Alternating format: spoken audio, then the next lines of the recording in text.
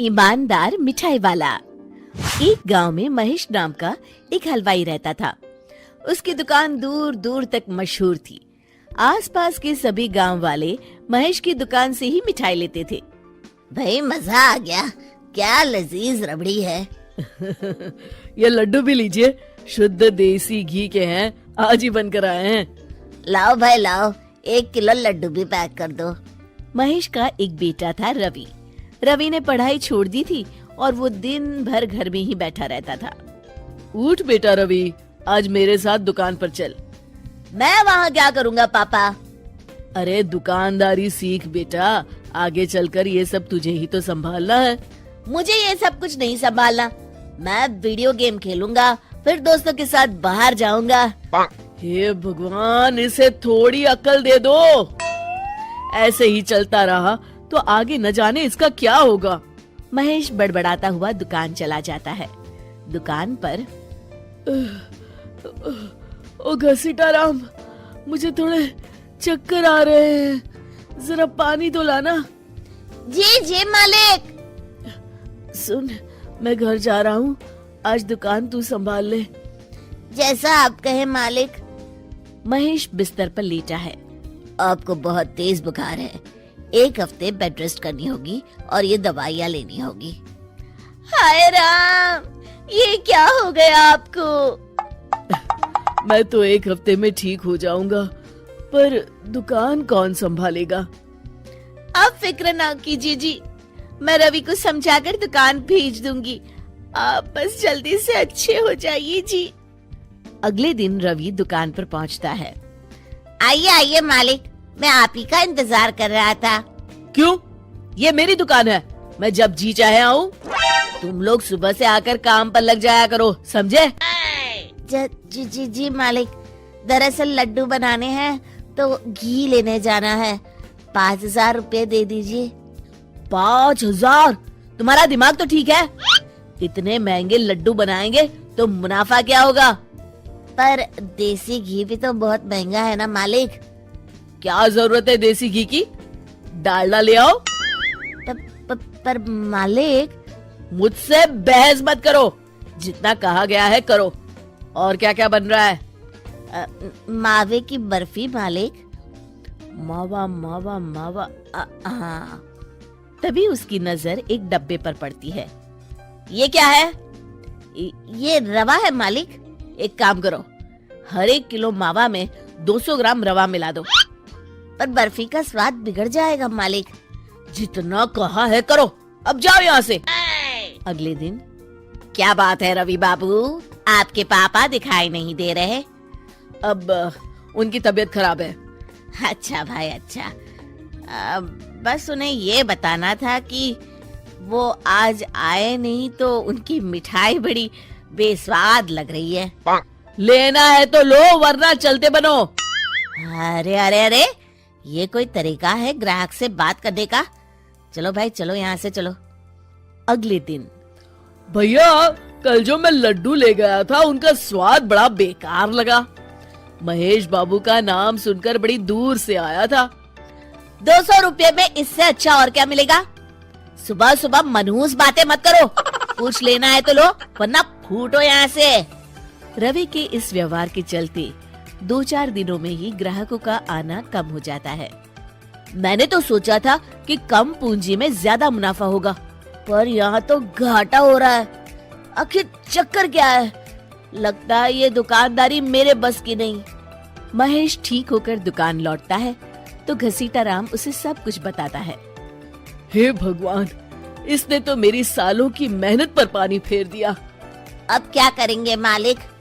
कुछ नहीं, सबसे पहले तुम पहले की तरह शुद्ध और अच्छी मिठाइयाँ बनाओ और मुझे गांव के उन सब लोगों के नाम बताओ जिनसे रवि ने बदतमीजी की। रवि, कल सुबह दुकान पर आ जाना, बहुत जरूरी काम है। मुझे नहीं आना, मैंने 1 हफ्ता दुकान संभाल ली है, अब संभालो आप। दुकान तो तूने जैसे तैसे संभाल ली, पर सीखा कुछ नहीं। कल तुझे बहुत जरूरी सीख देनी है। रवि पैर पटकता हुआ बाहर चला जाता है। अगले दिन। ये ले, ताजी शुद्ध मिठाइयाँ। मैं इतनी मिठाइयों का क्या करूं? इन्हें उन सब के घर देकर आओ जिनसे तुमने बदतमीजी की, और साथ में माफी भी मांग लेना।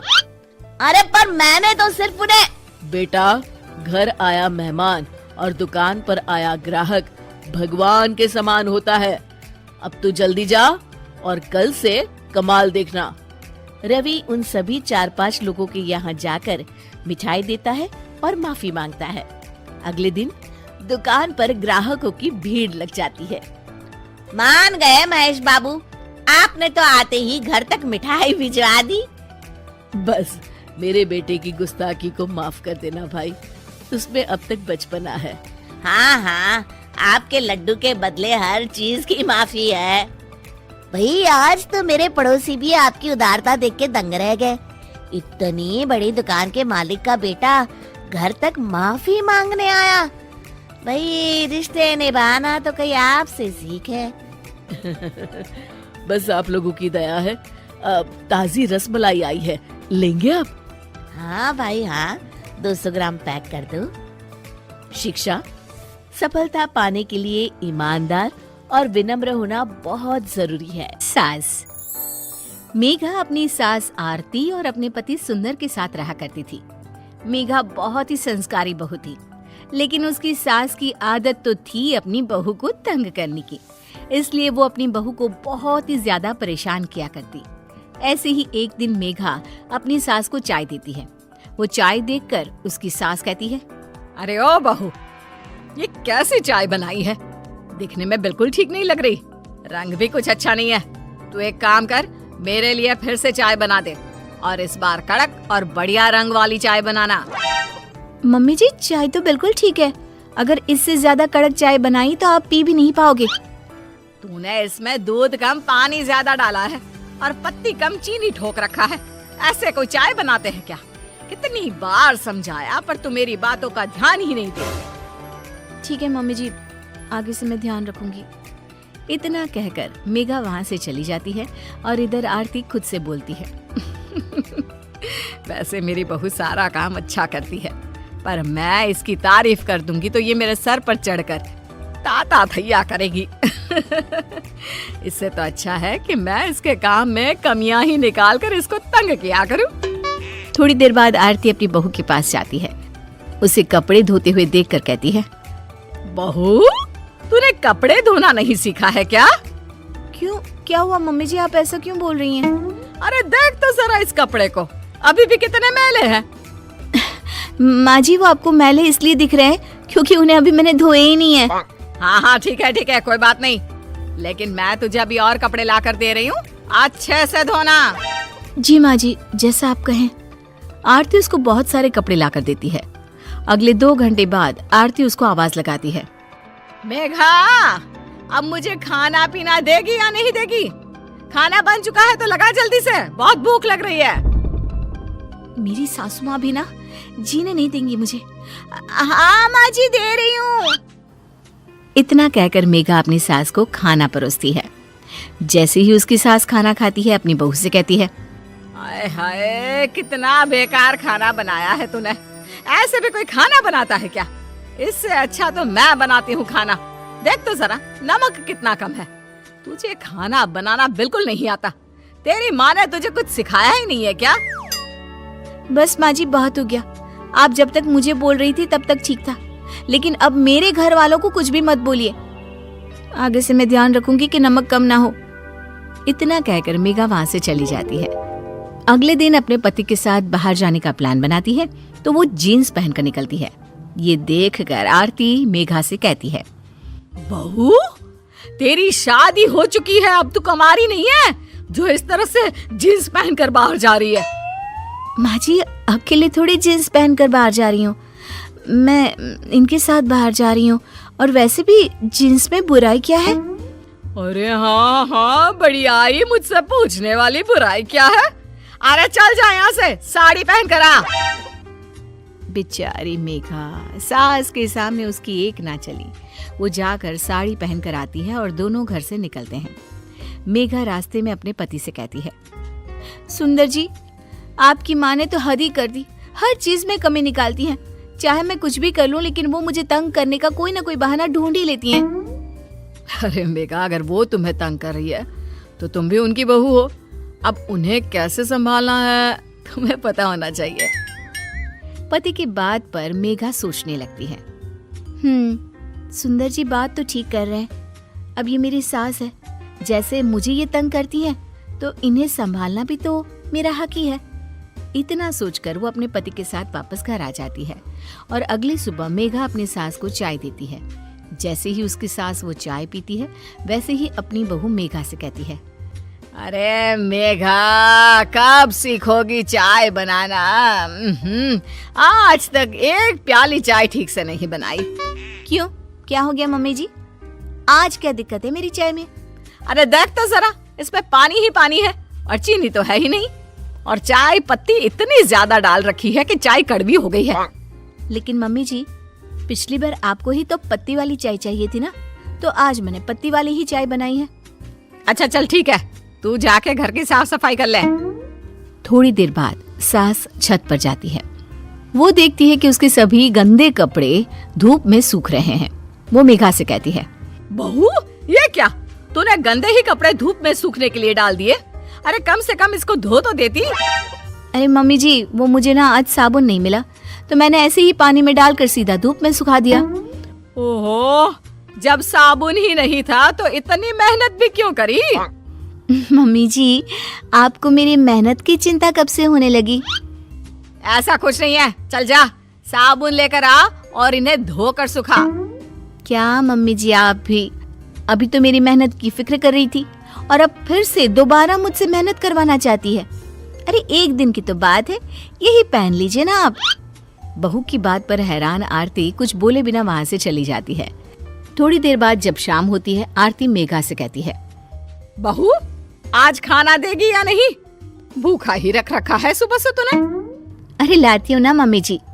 आरती को मेघा खाना देती है और जैसे ही आरती खाने का पहला निवाला अपने मुंह में डालती है, वैसे ही उसका मुंह जलने लगता है और गुस्से से तमतमाकर वो मेघा से कहती है, मेघा, तुम पागल हो चुकी हो क्या? तुम सब भूल गई हो? अरे पहले कितना अच्छा बनाती थी सब, लेकिन अब तो सब कुछ सत्यानाश कर दिया है। क्यों मम्मी जी, अब मैंने क्या कर दिया? ये खाना देख रही है, इतना तेज नमक और लाल मिर्च तो तूने इतनी भरी हुई है कि मेरा मुंह जल रहा है इसे खाकर। अरे मम्मी जी, आपको ही तो थोड़ा तेज नमक और मसाले वाला खाना चाहिए था ना। कल मैंने ठीक बनाया था तो आपको अच्छा नहीं लगा, इसलिए आज मैंने थोड़ा सा नमक डाल दिया है और लाल मिर्च थोड़ी तेज कर दी। देखिए, मैं भी तो खाना खा रही हूँ आपके साथ बैठकर, मुझे तो कुछ गलत नहीं लग रहा। ये सब देखकर आरती अब बहू की प्लेट से एक निवाला खाती है तो उसका खाना बिल्कुल ठीक होता है। अब वो अपनी बहू की चतुराई समझ जाती है। तो ये सब तू मुझे परेशान करने के लिए कर रही थी, हैं? क्योंकि मैं तुझे हमेशा तंग किया करती थी, इसीलिए बदला ले रही है ना? अरे नहीं नहीं मम्मी जी, मैं तो बस आपके मुंह से सच्चाई निकलवाना चाहती थी कि आपकी बहू अच्छी है। बस आपको ही उसके काम में नुक्स निकाल कर तंग करने की आदत है। अरे मुझे माफ कर दे, मुझे भी तुझे इतना परेशान नहीं करना चाहिए था। आप क्यों माफी मांग रही हैं? आप तो मेरी माँ जैसी हैं और माँ बेटी के बीच नोक-झोंक चलती रहती है, तभी तो कहानी में नमक, मिर्च, मसाला सब बना रहता है। इतना कहकर अब आरती और मेघा दोनों हंसने लगती हैं और सास बहू की कहानी इसी तरह चलती रहती है। बहू अनीशा एक बहुत ही समझदार और अच्छी बहू थी और वो सबका अच्छे से ख्याल भी रखती थी। बस उसमें एक कमी थी कि वो लोगों को टोपी पहनाकर उन्हें बेवकूफ बनाकर छोड़ती थी। एक दिन अनीशा अपनी सास से कहती है, माँ, मैं बाजार शॉपिंग करने जा रही हूँ, शाम तक आ जाऊंगी। अच्छा ठीक है बहू। अनीशा बाजार में शॉपिंग करने चली जाती है और बाजार में अपने लिए कपड़े देखती है। तभी उसे एक रेड कलर की ड्रेस पसंद आ जाती है। ये ड्रेस कितनी अच्छी है और ये मेरे ऊपर बहुत अच्छी लगेगी। अनीशा दुकानदार से ड्रेस का रेट पूछती है। भैया, ये रेड वाली ड्रेस कितने की दी? 2000 रुपए की। क्यों भैया, 2000 रुपए? इतनी महंगी ड्रेस? अरे एकदम ओरिजिनल पीस है बहन जी।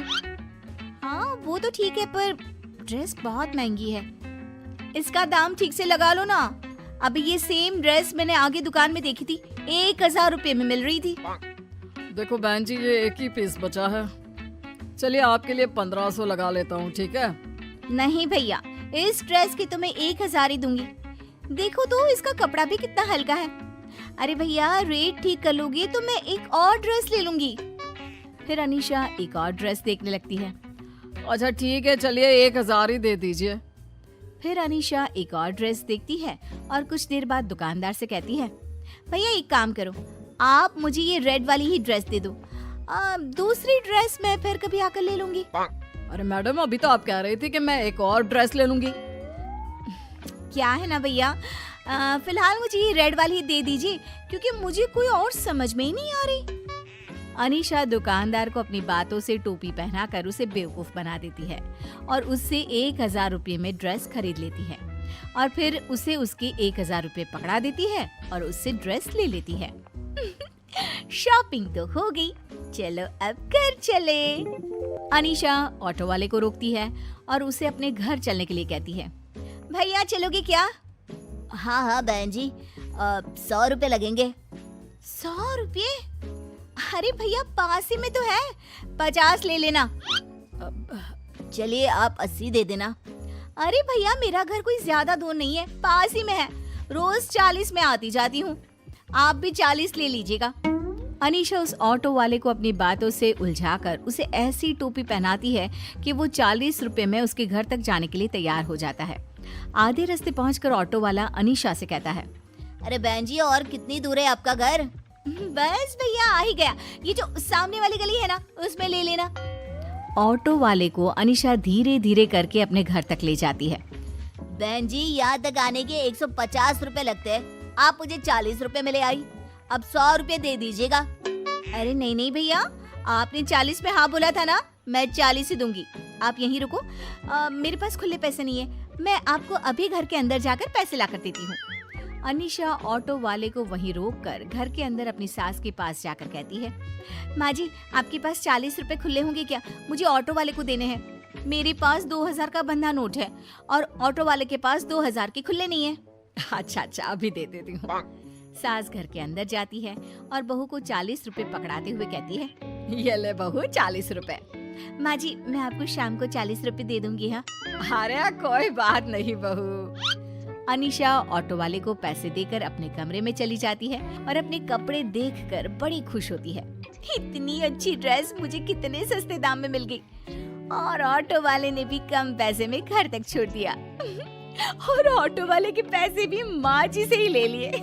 बहुत अच्छा रहा आज तो। शाम हो जाती है, फिर अनीशा घर के कामों में लग जाती है और जैसे ही रात होती है वो खाना बनाने की तैयारी में लग जाती है। जब खाना बनकर तैयार हो जाता है, वो सबको खाने की टेबल पर आने के लिए आवाज लगाती है, खाना लग गया है, जल्दी से आ जाओ। फिर अनीशा, उसकी सास और उसका पति सुनील खाना खाने आ जाते हैं। सभी लोग जब खाना खा लेते हैं तो अपने कमरे में सोने चले जाते हैं। फिर अगली सुबह अनीशा सोकर उठती है और किचन में चाय बनाने के लिए जाती है। अपनी सास को देखकर कहती है, माँ जी आप इतनी अच्छी चाय कैसे बना लेती हैं? मुझे भी बनाना सिखा दो ना, मैंने कितनी कोशिश की आपके जैसे चाय बनाने की फिर बनती नहीं है। अरे तुझे मेरे हाथ की चाय अच्छी लगती है ना, तो मैं तुझे बनाकर पिलाती हूँ ना। अनीशा की सास अपनी चाय की तारीफ सुनकर खुश हो जाती है और वो अनीशा के लिए चाय बनाकर उसे पीने के लिए देती है। जैसे ही अनीशा अपनी सास की बनाई हुई चाय पीती है, माँ जी आपके हाथ में तो जादू है, जादू।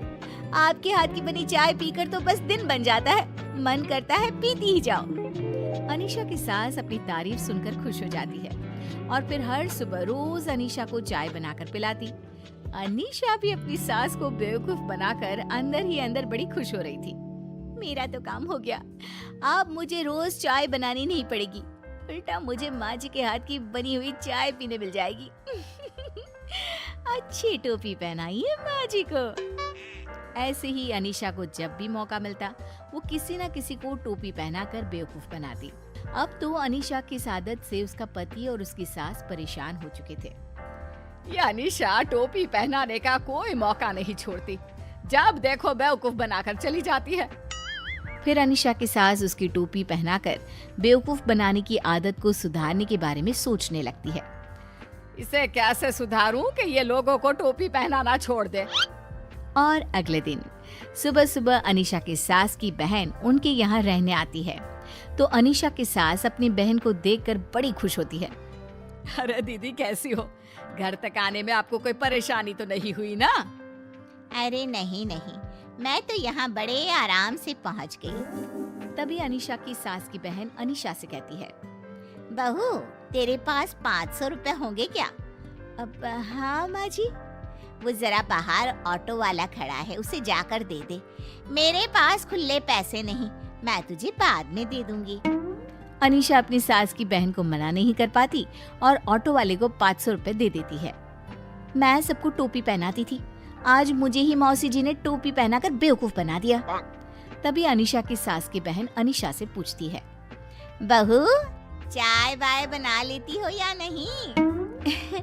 जी वो माँ जी जितनी अच्छी चाय बनाना नहीं आता मुझे। अरे नहीं नहीं दीदी, अनीशा तो बड़ी ही अच्छी चाय बनाती है। तुम एक बार उसके हाथ की बनी चाय पियोगी तो तुम्हारा और मन करेगा कि हर बार उसके हाथ की ही चाय पीऊं। अनीशा कुछ नहीं बोल पाती और ना चाहते हुए सबके लिए चाय बनाकर लाती है। माँ जी चाय।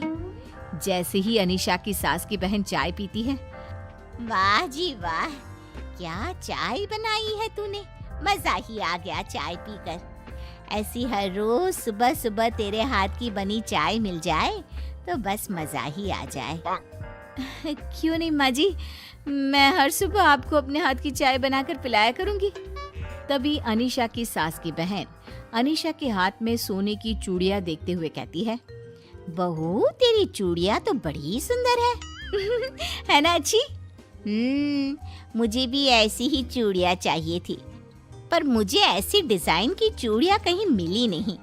बहू मेरे लिए तुम अपने जैसी चूड़ियां लाकर देना ना, मैं तुम्हें उनके पैसे दे दूंगी। अरे नहीं माँ जी, आपको पैसे देने की कोई जरूरत नहीं है, आप इन्हें ऐसे ही रख लीजिए, मैं और ले लूंगी।